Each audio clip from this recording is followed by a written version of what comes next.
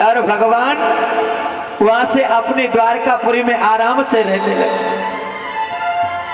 सुखदेव जी कहने लगे, हे राजा परीक्षित, अब तो भगवान बड़े प्रेम से अपने परिवार का सोच करने लगे कि कितना बड़ा परिवार, लेकिन मोह के कारण, मैं के कारण हमारे सारे परिवार का विनाश हो चुका। सुखदेव जी कहने लगे, हे राजा परीक्षित, इधर सुदामा द्रवण देश का राजा बना हुआ था। जब सुदामा द्रवण देश का राजा बना हुआ था, तब तो सुदामा के लिए एकदम से जो भगवान ने श्राप दिया तो बड़ा कंगाल हो गया। जब बड़ा कंगाल हो गया सुदामा के लिए दर दर से भटकने पर भी भीख नहीं मिल रही थी। महाराज, जब सुदामा के लिए दर दर से भी भीख नहीं मिल रही थी, तब तो भगवान को सुदामा याद करने लगा, प्रभु अरे आपने केवल थोड़े से चना गुड़ के पीछे हमारे लिए शराब नहीं देते तो आज प्रभु हमारे लिए ये दिन देखने के लिए नहीं मिलते। लेकिन कोई बात नहीं है, सुदामा भगवान को तो याद करता, पर लेकिन कभी अपने दुख को ये साबित नहीं करता कि मैं भूखा बैठा हूं। सुदामा की एक पत्नी थी जिसका नाम था सुशीला, लेकिन सुशीला भी कभी भगवान से ये नहीं कहती सुदामा से कि आप ओम स्वस्ति न इंद्रो वृत्ति सर्वाः स्वस्ति न पूषा विश्ववेदाः स्वस्ति न तरष्टो अरिष्टनेमि स्वस्ति नो बृहस्पतिर्दधातु।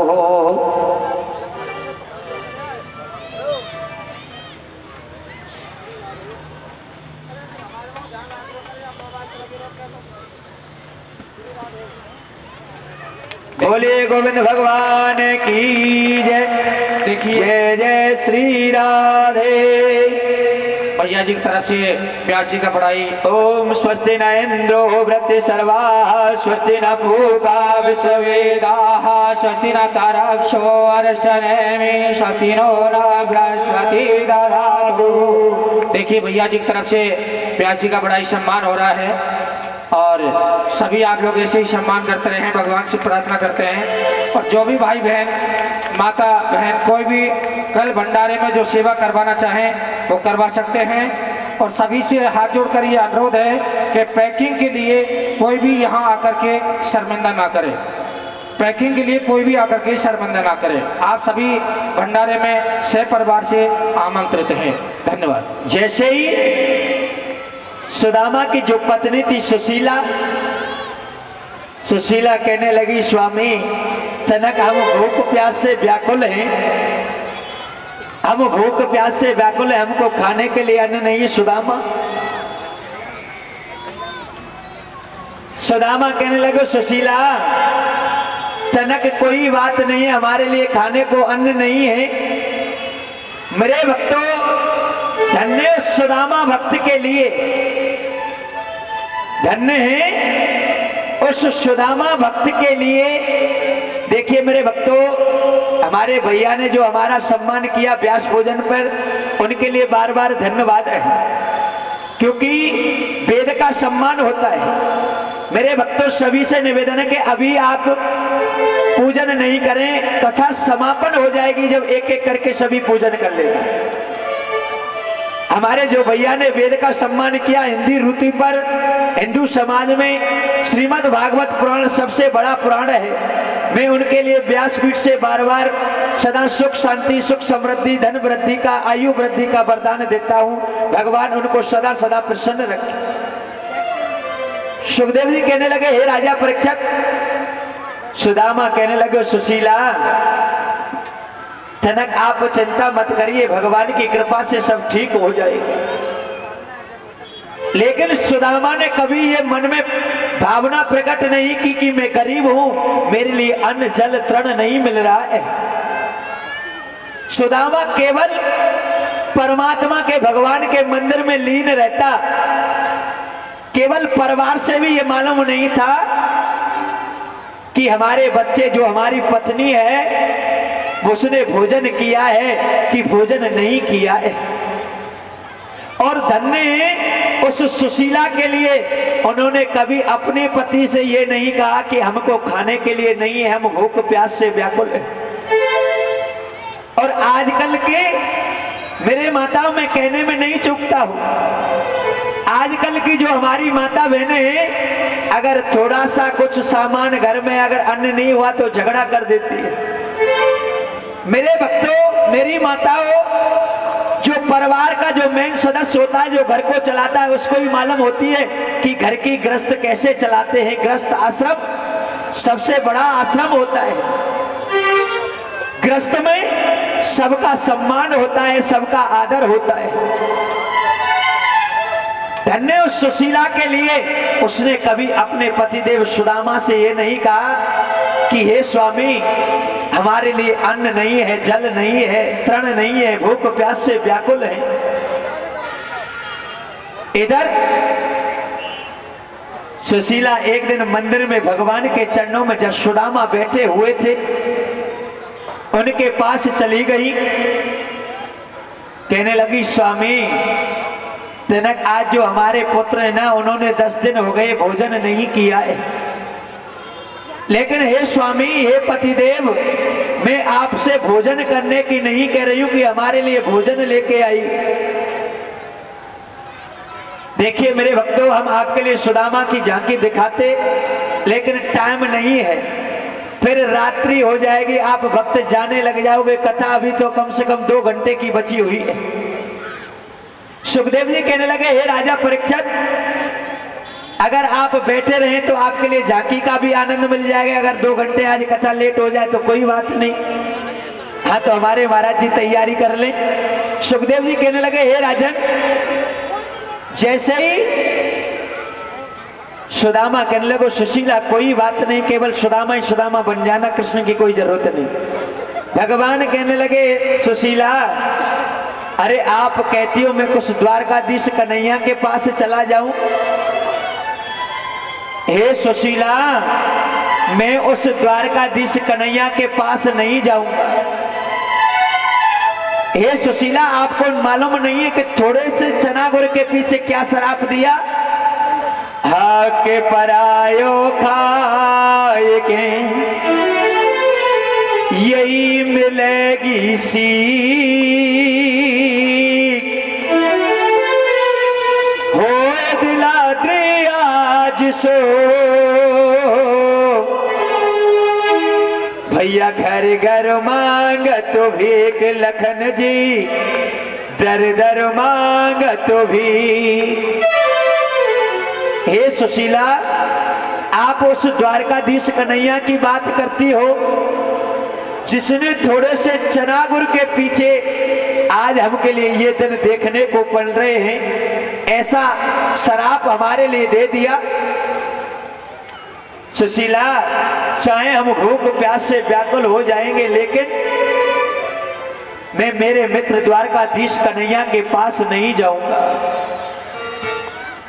सुशीला कहने लगी, प्रभु कोई बात नहीं है, अरे वो तो तुम्हारे मित्र हैं, द्वारका के राजा हैं, देवता हैं, आप थोड़ा उनके पास चली जाइए।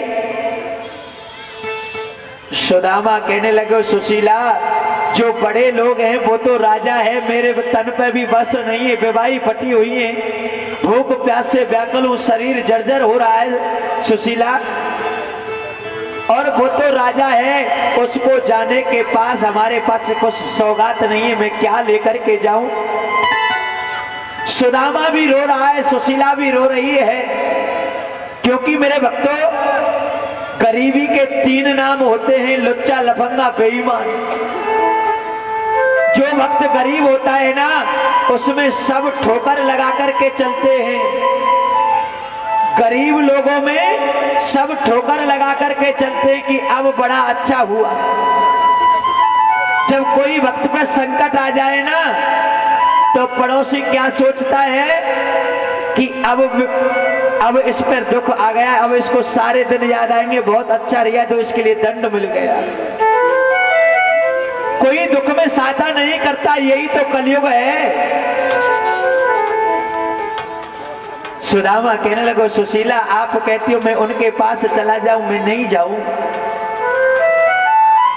ए सुशीला मैं जाऊंगा तो मेरे पर कपड़े भी नहीं, तन पर बेवाई फटी हुई है, कुछ ले जाने के लिए भी नहीं है, सौगात भी नहीं है।